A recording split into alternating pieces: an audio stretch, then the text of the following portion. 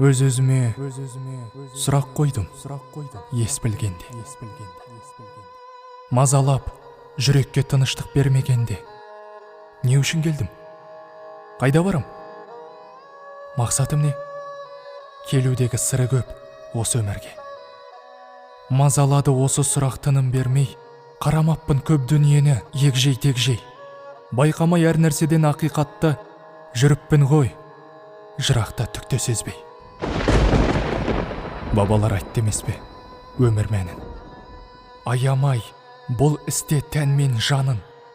Ұғынсақ сол еңбегін талайлардың, бағалар едік уақыттың әрбір сәтін.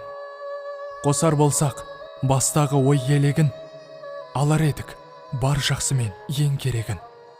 Адамдықты еш дүниеге ауыстырмасақ, қоғамның келер еді, уақыты өзгереді.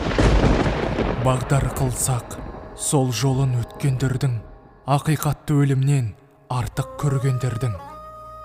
Барынша сол жолға жақын болсақ, зая емес, мың өмірді сүргендерің. Жарысайық, білім менен егістерде, жіберейік тамырын өте тереңге, сіңдіріп бойымызға бар жақсыны қалдырайық, мирас қып келешекке. Адаспасын келер ұрпақ, ақиқатты іздеуде, қиналмасын қиындық пен жаһандану кезінде. Ие болу үшін екі дүниелік бақытқа жетеді иман, болса кеудедегі жүректе.